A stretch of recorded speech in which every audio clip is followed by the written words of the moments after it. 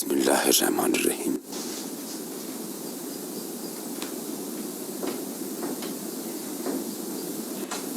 تیاریاں کیسی چل رہی ہیں شیخ الاسلام افندی؟ مکمل ہو گئی ہیں حضور، غلاف کعبہ کو اور کے گلاب سے معطر کیا جائے گا۔ گلاب خریدا جاتا ہے گلاب کے لیے، گلابوں کو استعمال کیا جاتا ہے گلاب کو سجانے کے لیے۔ یوں ہی نہیں کسی نے کہا کہ گلاب گلاب کے لیے خریدے ہیں۔ حضور مسجد نبوی کے لیے شمعدان بھی تیار ہیں۔ ماشاءاللہ، یہ سورہ کی تھیلیاں ہیں۔ الحمدللہ۔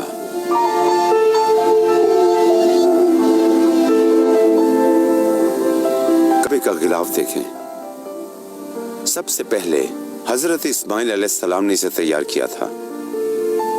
جب مسلمانوں نے کعبہ فتح کیا تھا تو رسول اکرم صلی اللہ علیہ وسلم نے اس خوبصورت روایت کو برقرار رکھنے کو پسند فرمایا۔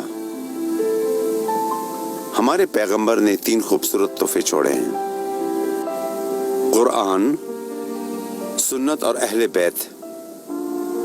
ہم ان تینوں تحفوں کے محافظ ہیں اور ان تحفوں کا حق ہے کہ ہمارے دل ایمان سے لبریز ہوں۔ حضور، میں ہدیے میں کیا لے جا سکتا ہوں؟ رسول اللہ کے لیے سب سے خوبصورت ہدیہ ایمان کی نور سے منور دل ہے۔ کثرت سے ان پر درود پڑھنا اور ان کی سنت کا اتباع کرنا ہے۔ عثمانی سلطنت کی طرف سے بھیجے جانے والے تمام مادی ہدیے حضرت بلال رضی اللہ تعالی عنہ کے ہدیے کی برابری نہیں کر سکتے۔ کیا تھا آپ کا ہدیہ؟ خوبصورت آنکھوں والا بچہ جو افریقہ میں پیدا ہوا، پیغمبر کا سچا عاشق بن گیا، سب سے پہلے اذان دی، سب سے پہلے توحید پر ایمان لایا۔ پیغمبر کے پردہ فرما جانے کے بعد صلی اللہ علیہ وسلم حضرت بلال کی دوبارہ ہمت نہ ہوئی اذان دینے کی۔ مدینے میں نہ رہ سکے، شام کی طرف چلے آئے۔ کئی سال بعد قدس فتح کرنے کی غرض سے جب حضرت عمر شام آئے تو پھر حضرت بلال بھی انہی کے ساتھ تشریف لے گئے۔ ہمارے پیغمبر کے بعد حضرت بلال نے پہلی اذان قدس میں انہوں نے دی۔ ایک رات خواب میں ہمارے حضور کو کہتے سنا، اتنا فراق کافی نہیں کیا بلال؟ بلال سے رہا نہ گیا، فوراً نکل پڑے۔ جیسے ہی مسجد نبوی پہنچے تو غشی طاری ہو گئی۔ جب آنکھیں کھلیں تو حضرت حسن اور حضرت حسین رضی اللہ تعالیٰ عنہ کو اپنے سامنے دیکھا۔ انہوں نے پوچھا کہ اگر ہم فرمائش کریں تو پوری کر دیں گے؟ بلال نے کہا، آپ حکم کریں۔ فرمائش کی کہ آپ اذان دیں۔ کئی سال بعد بلال کی آواز مدینے کی گلیوں میں گونجی۔ لوگوں کو ایسا لگا گویا حضور واپس تشریف لے آئے، مسجد کی طرف دوڑے۔ یہ تھا وہ ہدیہ جو انہوں نے حضور کو پیش کیا۔ قرآن کو اچھی آواز میں پڑھنے کا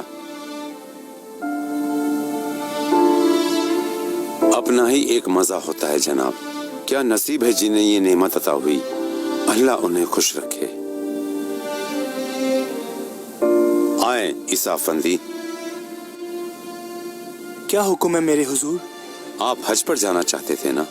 آپ کا ارمان تھا کہ اپنی پیشانی اس مبارک زمین پر رگڑیں۔ بس یہی خواب دیکھتا ہوں حضور۔ ہم بھی نہیں چاہتے تھے کہ آپ انتظار کریں۔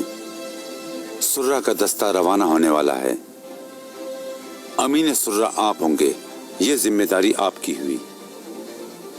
لیکن حضور، میں اس ذمہ داری کے لائق کہاں؟ لائق ہیں، اپنی ایمان یقین سے لبریز دل کی بدولت لائق ہیں۔ پاشا، آپ کو حیرت ہوئی؟ آپ پر حیرت ہو رہی ہے حضور؟